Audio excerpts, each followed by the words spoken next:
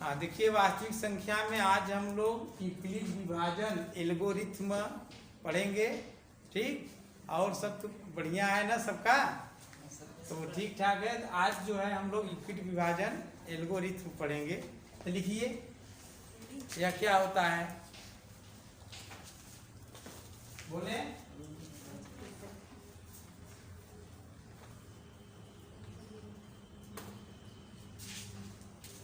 लिखिए, यह एक ऐसा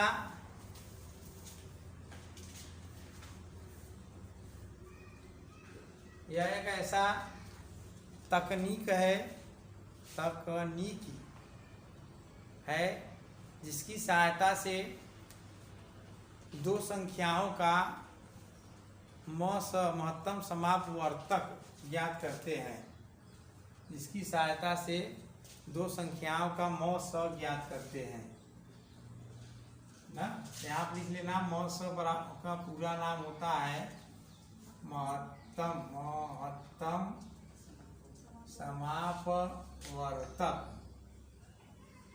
समापवर्तक ज्ञात करते हैं। ठीक,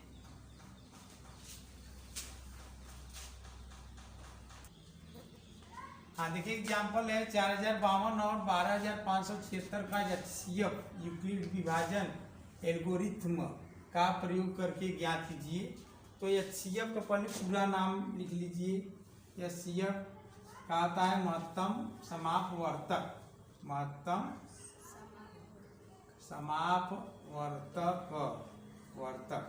या हाईएस्ट कॉमन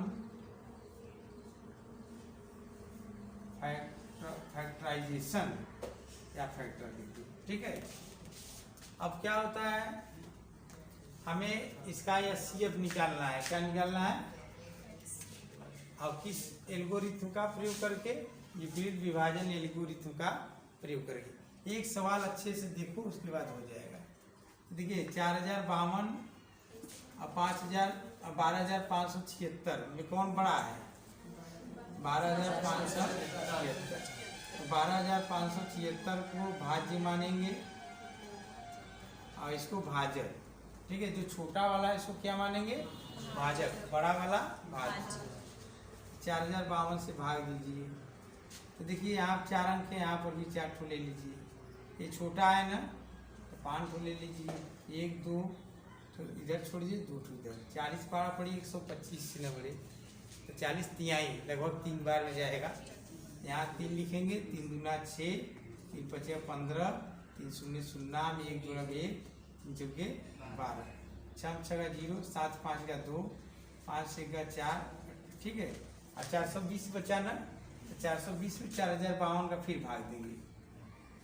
ठीक, अब 420 यहाँ बचा। अब ये वाला जो भाजक था वो भाज्य बन जाएगा। जो भाजक था वो क्या बन जाएगा? भाज्य ही यूक्लिड विभाजन एल्गोरिथ्म है। मतलब भाजक जो है हमेशा भाज्य बनता चला जाता है। अब देखो यहाँ जगह नहीं है, इसलिए हम ये वाला क्रिया यहाँ पे लिखेंगे।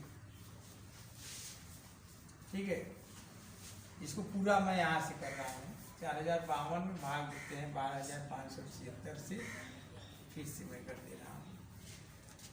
3 बार में गया, 3 दूना 6, 3 पचे 15, 3 चौका 12, 0 2 4।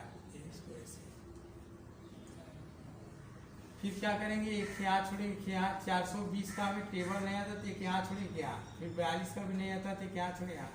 4 5 बड़े 40 न बढ़े, तो 4 9 36। 9 बार देखिए, 9 शून्य 0, 9 दूनी 18, 9 चौक 36 1 37, 9 0 0, 9 दूना 18 असला 1, 9 चौक 36 37, 2 15 7, 9 7 2।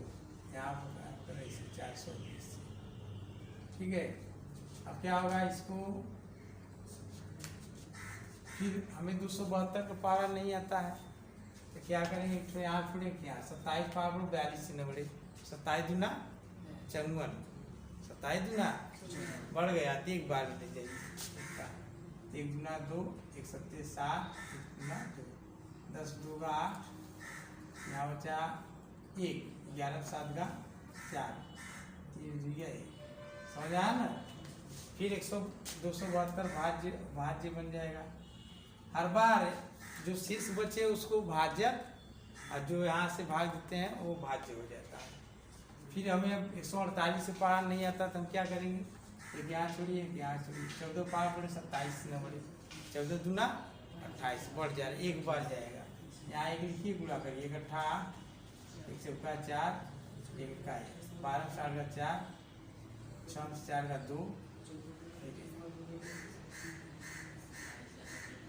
कितना बढ़ जाएगा 24 छक्का इससे 44 जाएगा, यहाँ 6 हो जाएगा, यहाँ बचेगा 4, फिर 4 6 24। जब तक लास्ट में 0 न आए शेष तब तक आप करते रहिए। क्या आप लिखेंगे अतः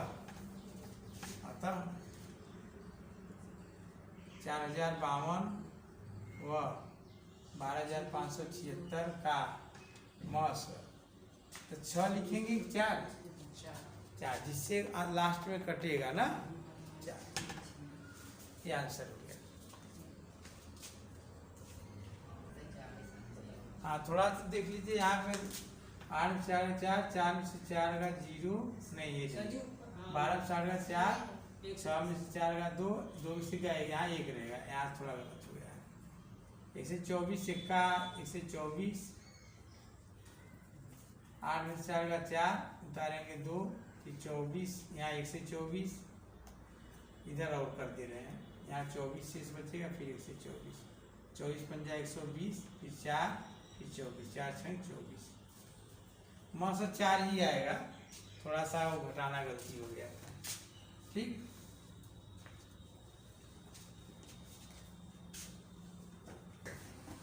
अगर इतना 4052 और 12576 का मौसम 4 हो गया ना। एक बात और नोट में ध्यान दें, देखो 4 और 24 का मौसम कितना हुए 4, कितना हुआ 4, 24 से 24 का मौसम कितना है 4 है। मतलब जो लास्ट में CF में मौसम प्राप्त हुआ है और इसका मौसम है, इसका है, इसका है, इसका है, इसका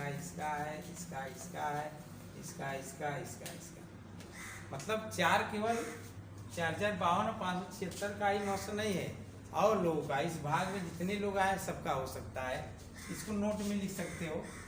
तो और किसका 4 मौसम 148 और 272 का, 148 और 272 का भी CF क्या है का CF, ये मैं जानकारी के लिए मैं लिख दे रहा हूँ। का CF कितना है 4, का CF कितना है 4, हमारा आंसर यही हो गया था ना, हम अतिरिक्त जानकारी। और किसका मौसम है 272 और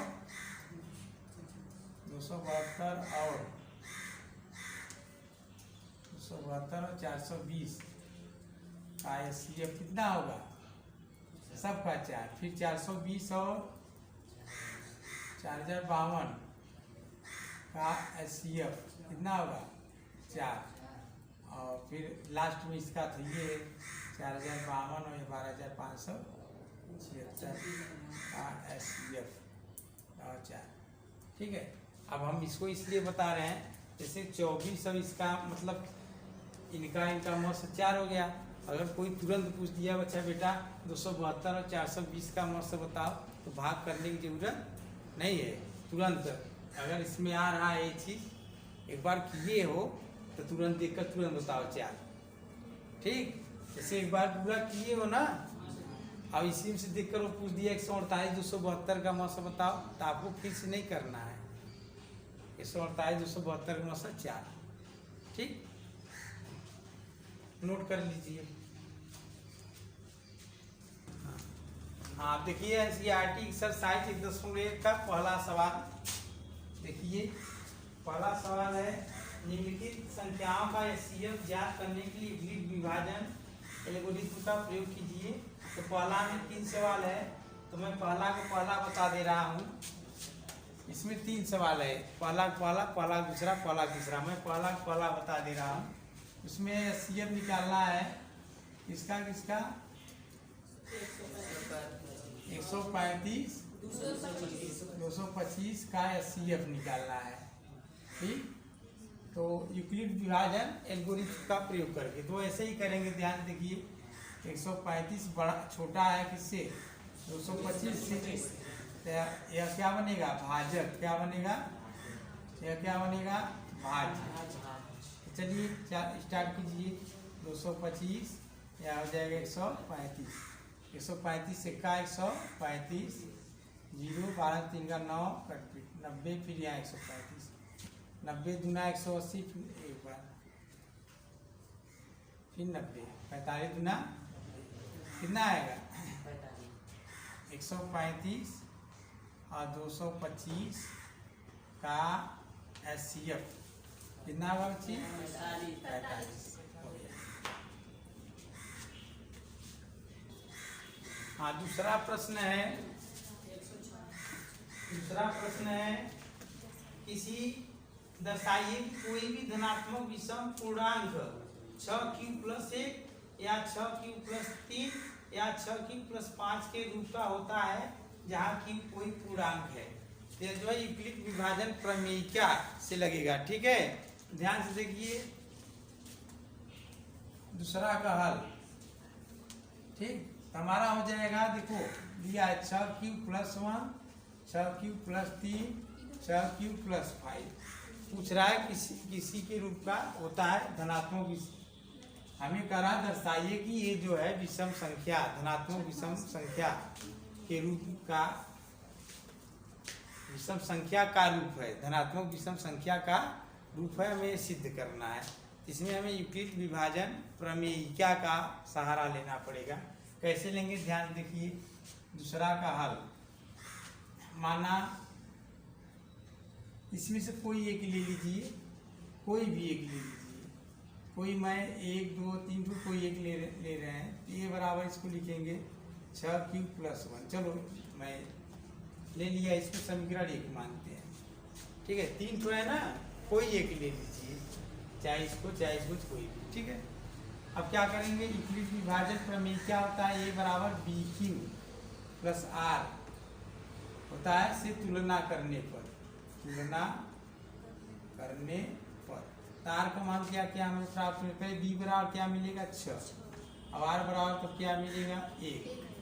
यहाँ पर R बराबर 1 है, लेकिन ध्यान दो हम बोले हैं, क्या बोले हैं, यहाँ पर B होता है, यहाँ पे होता है, यहाँ P होता है, यहाँ पर यूक्लिड विभाजन प्रमेय क्या हम बताए थे। B क्या है, भाजक है, A क्या है, भाज्य है, Q क्या है, भागफल है। समझ में आया? तो जिससे भाग देते हैं वह हमेशा जो शेष बचता है वह यह हमेशा बड़ा होता है, किससे, शेषफल से। B बड़ा होता है R से सदैव। जैसे मान लो 3 से भाग दिए 17 में, तो 3 × 5 = 15, शेष 2 आया ना, 2 या ये बढ़े नहीं, तो B हमेशा बड़ा होगा R से। तो R का मान क्या हो सकता है, चलो R का संभावित मान लिखेंगे, इसलिए R का संभावित मान क्या क्या होगा भैया, ध्यान से देखो, सुनो समझो, जो नहीं आया तो समझे। जैसे B का मान 6 है ना, तो R का संभावित मान क्या क्या बनेगा। अगर किसी संख्या में 6 से भाग देंगे तो शेष क्या आ सकता है, 0 1 2 3 4 5। नहीं समझे क्या है, किसी संख्या में अगर हम 6 से भाग दे रहे हैं तो हमारा शेषफल या तो 0 आएगा, या तो 1 आएगा, या तो 2 आएगा, या तो 3, या तो 4, या तो 5। इनमें से एक ही आएगा, या तो या तो मतलब पांचों में से, 6 में से कोई एक ही आएगा। ठीक है, या तो 0 शेष बचेगा, या 1, या तो 2, या तो 3, या तो 4, या तो 5। तार का संभावित मान 0 1 2 3 4 5। अब समीकरण 2 से, समीकरण 2 क्या है, A बराबर BQ+R। समझा था ना। तार का मान बारी बारी से रखो, पहले R बराबर 0 रखो, तो जाए A बराबर B के स्थान पे 6 Q+0 बराबर क्या है 6Q। ना। फिर देखो ध्यान से, तो 6 2 से कट जाएगा ना ये। हाँ, तो सम हो गया। क्या हो गया? हाँ, सम। थोड़ा इसको दूर लिखो, आर बार 0 ले लेते। क्या हो गया? सम। सम संख्या। कोई पूछे कि वो सम संख्या है तो क्या जवाब दोगे? या 2 से कट जाएगा, या 2 से कट जाएगा। यहाँ पर यह भी पूर्णांक होता है। क्यों भी क्या है? पूर्णांक। ये भी पूर्णांक होता है, ये भी पूर्णांक, सारा पूर्णांक होता है। क्या किए फिर से समझ लो। ए बराबर इसमें से कोई ले लो। ए बराबर 6, बी क्यू प्लस आर से तुलना करो तो बी बराबर 6 और आर बराबर 1। बी के स्थान में 6 है, क्यू क्यू है, आर के स्थान पे 1। आर का संभावित मान क्या क्या हो सकता है? 0 1 2 3 4 5। अब समीकरण 2 उतारेंगे ये वाला, इसी में बी का मान और आर का मान रखेंगे। ठीक है, अब रखो, इसको कर लीजिए पहले।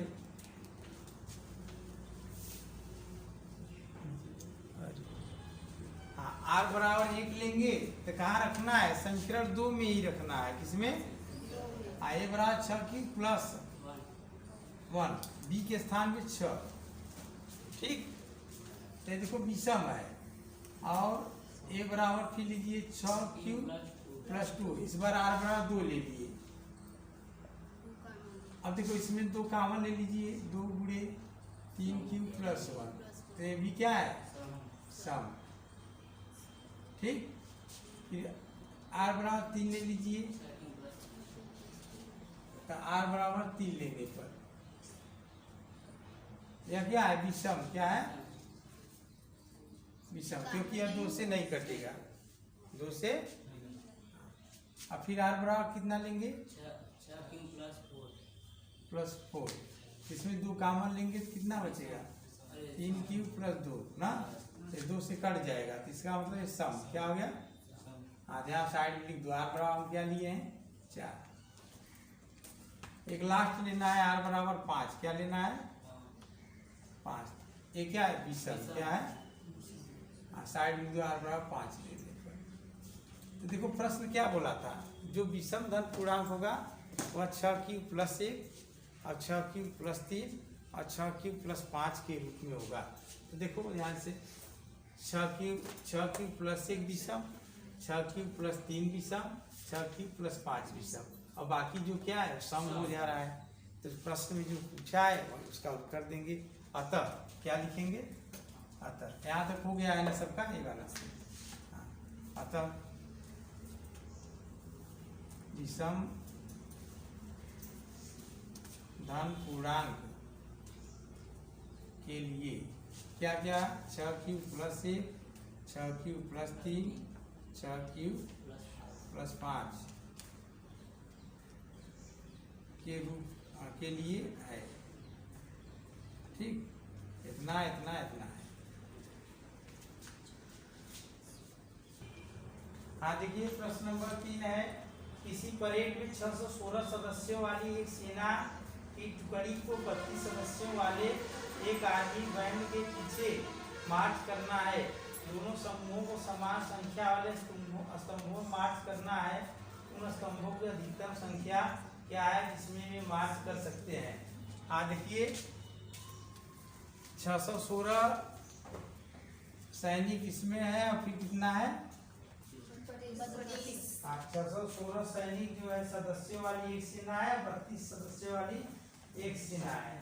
इसके पीछे जो है 32 वाले को मार्च करना है। तो कह रहा है कि मतलब जैसे 616 सैनिक आगे हैं, 32 सैनिक पीछे हैं, इनको स्तंभ में रखना है। तो स्तंभों की वह संख्या जो पूछा है मैंने समान संख्या, और स्तंभों की संख्या क्या हो? समान हो। तो हम इसके लिए क्या करें? इसका CF निकालेंगे। क्या निकालेंगे? हाँ, तो 616 और 32 का मौसा ले लेंगे। तो मौसा ले लेंगे तो मौसा आएगा 8। आप लोग कर लीजिएगा, इसको मैं कर नहीं रहा। 616 और 32 का मौसा निकाल लीजिए, उतना स्तंभों की संख्या होगा, 8 आंसर आएगा। इसको आप उपनिष करेंगे। ठीक है, चौथा प्रश्न देखिए ध्यान से। चौथा प्रश्न देखिए, बोला है यूक्लिड विभाजन प्रमेयिका का प्रयोग करके दर्शाइए किसी धनात्मक पूर्णांक का वर्ग इसी पूर्णांक नियम के लिए 3m या 3m प्लस 1 के रूप का होता है।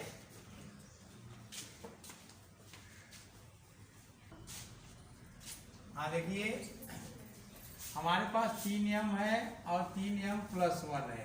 करा किसी संख्या का वर्ग इतने के रूप का होता है। 3m या 3m प्लस 1, इसको हम लोग 3x और 3x प्लस 1 भी लिख सकते हैं। 3 बड़का m और 3 बड़का m प्लस 1 कुछ भी लिख सकते हैं, लेकिन वह धनात्मक पूर्णांक हो। ठीक है, तो चलो हमारे पास इतना है तो हम लेते हैं ये बराबर कोई ले लेते हैं, ये बराबर लेते हैं 3m प्लस 0। ठीक है, तुलना कीजिए एक 3m प्लस नहीं बी क्यू प्लस आर से तुलना करने पर इसको 2 मानेंगे ना, इसको तो हो जाएगा b बराबर 3 और आर बराबर 0। आर का संभावित मान बोलिए क्या होगा, 0 1 2। समझ में आया? क्यों यहाँ पर जितना लिखा रहेगा b उससे एक ठो कम 0, जैसे यहाँ 4 रहता तो 0 1 2 3, यहाँ 10 रहता तो 0 1 2 3 4 5 6 7 8 9। ठीक, चलो आर का संभावित मान हो गया। अब क्या करना है, हमें ए बी सी का मान निकालिए। चलिए कह रहा है हमें वर्ग निकालना है किसी संख्या का वर्ग। चलिए हम लोग करते हैं। पहला आर बराबर 0 लेने पर, आर बराबर 0 लेंगे तो क्या लेना है, समीकरण 2 लेना है ना। ए बराबर बी के स्थान पे बी क्यू है ना, बी क्यू प्लस आर है।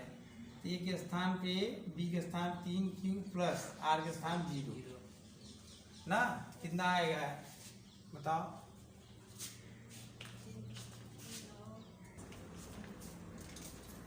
प्रश्न में बोला है वर्ग, क्या बोला है, वर्ग। अब हम इसका वर्ग करेंगे। ए स्क्वायर बराबर हो जाएगा 3 त्रिका 9 क्यू स्क्वायर ना, हो जाएगा 3 गुणे 3q स्क्वायर। इस पूरे को कैपिटल एम मानते हैं, 3 कैपिटल एम। ठीक है, चलो इसके स्थान को कैपिटल एम लिख दिए हैं। ठीक, हाँ। अब चलो पुनः का मतलब दूसरा पार्ट। आर बराबर इस बार कर लेंगे एक लेने पर तो हो जाएगा ए बराबर 6q कह रहा है 3q, ऐसे लिखे B Q plus R, B के स्थान पे 3q प्लस 1 वर्ग कर दो। ए स्क्वायर बराबर हो जाएगा 3q प्लस 1 का वर्ग, कितना हो जाएगा 9q स्क्वायर प्लस 1 और प्लस 3 दूना 6 के वर्ग आता है नहीं। तुम लोग वर्ग नहीं कर पाओगे, हमें पता है। ए स्क्वायर प्लस बी स्क्वायर 2 गुणे ए गुणे बी। ठीक, अब क्या करना है, ध्यान से देखो, 9q square plus 1 plus 6q। ठीक, इसको सरल करो, 9q square plus 6q plus 1, 3q कामा ले लो, क्या बचेगा 3q plus 2।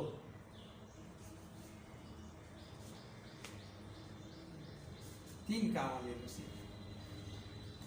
3q square plus 2 plus 1। इस पूरे को फिर बड़ा वाला है मान लो, हम क्या करेंगे, इस पूरे को फिर कैपिटल एम मानेंगे। यहाँ का कैपिटल एम दूसरा है, यहाँ कैपिटल एम दूसरा रहेगा मान। ठीक, फिर से समझ लो क्या क्या किए हैं। आर बराबर 1 लेने पर ए बराबर बी क्यू प्लस आर, ये यूक्लिड विभाजन प्रमेय क्या है, बी के स्थान 3 क्यू के स्थान क्यू प्लस आर के स्थान पे वर्ग कहा है। प्रश्न में बोला है वर्ग, तो हम वर्ग करेंगे। ए प्लस बी का वर्ग, A square plus B square plus 2ab। इसको ऐसे यहाँ पे 6q, इसको पास में रखते हैं, एक इधर, फिर 3 कामा ले लिए, 3q square plus 2q plus 1। इस पूरे के स्थान पे हम 3m प्लस 1। ठीक, चलो अब तीसरा लेना है। आर बराबर 2 लेने पर ए बराबर बी क्यू प्लस आर, ए बराबर 3q प्लस 2 वर्ग का इधर ए स्क्वायर बराबर 3 क्यूब प्लस 2, यहाँ आप लिख देंगे दोनों पक्षों को वर्ग करने पर, हिंदी में दोनों पक्षों का वर्ग करने पर। तो ए स्क्वायर बराबर हो जाएगा 3 त्रिका 9, ऐसे A square plus B square plus 2 A B कितना हो गया 9 Q square plus 4 plus 3 12 Q. ठीक, ए स्क्वायर बराबर इसको पास में रखिए 9 Q square plus 12 Q plus 4 ना, 3 कॉमन ले लो तो 3 Q square plus 4 Q plus 4, इसके साथ फिर एम मान लेंगे 3 बड़ा एम प्लस 4। ठीक, हाँ थोड़ा सा देखिए, पहले में जो एम माने थे हम 3 एम स्क्वायर को माने थे, दूसरे में एम माने थे 3 एम स्क्वायर प्लस 2 एम को माने थे ना। पहले में इसको एम माने थे, दूसरे में इसको माने थे, पहला में एक पद, दूसरा में 2 पद, तीसरा में 3 पद होना चाहिए। कई पद होना चाहिए? 3। तो देखो आराम से 3 तो आएगा 9 Q square plus 12 Q plus 3 plus 1। ठीक है, 3 कॉमन ले लीजिए, 3 Q square plus 4 Q plus 1 और प्लस 1। अब इस पूरी को क्या मानेंगे? यम। क्या मानेंगे? यम। तो हमारा हो जाएगा 3 बड़का यम प्लस 1। ऐसे ध्यान देना, पहले में एक मतलब एम स्क्वायर को एम माने, दूसरे में 2 पद को एम माने, तीसरे में 3 पद को एम मानना होगा, चौथे में 4 पद को एम मानना होगा। ठीक, तो अब देखो ध्यान से, अब क्या हो गया हमारा, इस प्रकार हम देखते हैं कि किसी धन पूर्णांक का वर्ग, किसी धन पूर्णांक का वर्ग, ठीक, किसी धन पूर्णांक का वर्ग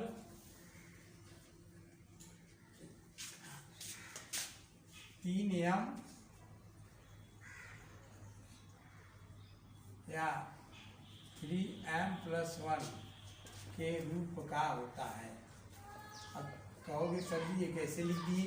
तो देखो, जब r बराबर 0 लिए थे तब 3m आया था, देखो होगा पीछे, जब r बराबर 1 लिए थे तब आया था 3m प्लस 1, r बराबर 2 लिए फिर भी कितना है 3m प्लस 1।